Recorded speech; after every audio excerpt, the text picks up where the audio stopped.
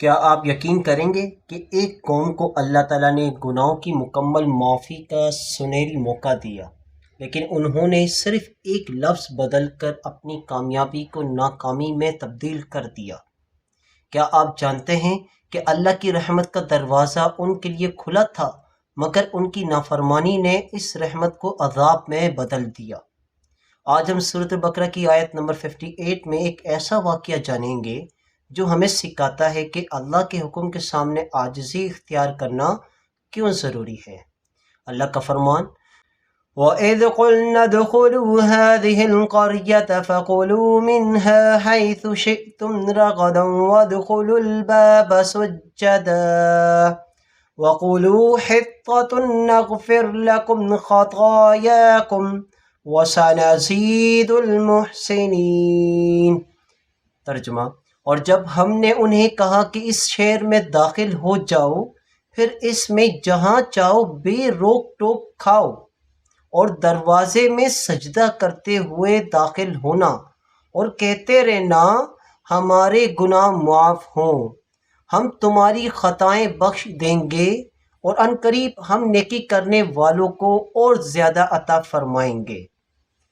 Dear viewers, سب سے پہلے اس آیت کا پس منظر ہم سمجھتے ہیں۔ بنی اسرائیل نے حضرت موسیٰ علیہ السلام کی قیادت میں فرعون کے ظلم سے نجات حاصل کی۔ اللہ تعالیٰ نے انہیں بے شمار نعمتیں اور احسانات کیے، سمندر کو چیر کر راستہ دیا، فرعون کو غرق کر دیا، آسمان سے من و سلوہ نازل فرمایا، بادلوں کا سایہ عطا کیا، لیکن اس کے باوجود بنی اسرائیل بار بار نافرمانی کرتے رہے۔ جب وہ ایک نئی بستی میں داخل ہونے لگے تو اللہ تعالیٰ نے انہیں ایک خاص حکم دیا۔ اللہ کا حکم کیا تھا؟ اللہ تعالیٰ نے فرمایا اس بستی میں داخل ہو جاؤ اور اس کی نعمتوں سے خوب فائدہ اٹھاؤ۔ یہ اللہ کی بہت بڑی نعمت تھی، انہیں رزق کی کوئی کمی نہیں تھی، بھوک پیاس اور مشکلات کا دور ختم ہونے والا تھا، لیکن اللہ تعالیٰ نے ساتھ ہی دو شرطیں بھی لگائی تھیں۔ ان میں سے پہلی شرط عاجزی کے ساتھ داخل ہونا۔ اللہ کا فرمان، وَادْخُلُوا الْبَابَ سُجَّدًا، یعنی دروازے میں جھکتے ہوئے داخل ہونا۔ اس کا مقصد یہ تھا کہ وہ اللہ کا شکر ادا کریں اور تکبر سے بچیں۔ مفسرین کرام فرماتے ہیں جھکنے سے مراد رکوع کی حالت میں جانا، کیونکہ جو شخص اللہ کی نعمتوں پر غرور کرتا ہے اور ہدایت سے محروم ہو جاتا ہے۔ دوسری شرط حِطَّہ کہنا۔ حِطَّہ کا مطلب ہے اے اللہ ہمارے گناہ کو معاف فرما دے۔ اللہ چاہتا تھا کہ بنی اسرائیل اپنی غلطیوں کا اعتراف کریں اور سچے دل سے توبہ کریں، اس لیے اللہ تبارک و تعالیٰ نے حِطَّہ فرمایا۔ اور اللہ تعالیٰ نے فرمایا اگر تم عاجزی اختیار کرو گے اور توبہ کرو گے تو تمہارے گناہ معاف کر دیے جائیں گے، تم پر مزید رحمت نازل ہوگی، تمہیں مزید نعمتیں عطا کی جائیں گی۔ یہ اللہ کی بے پناہ رحمت کا اعلان تھا۔ لیکن پھر کیا ہوا؟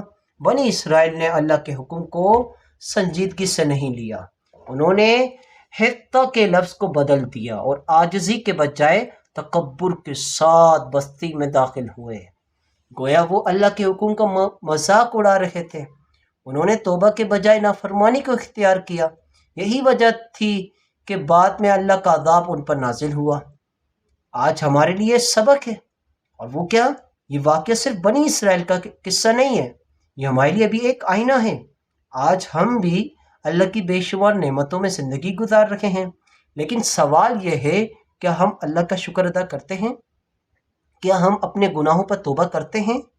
کیا ہم اللہ کے احکامات کو مکمل طور پر مانتے ہیں، یا پھر اپنی مرضی کو اللہ کے حکم پر ترجیح دیتے ہیں؟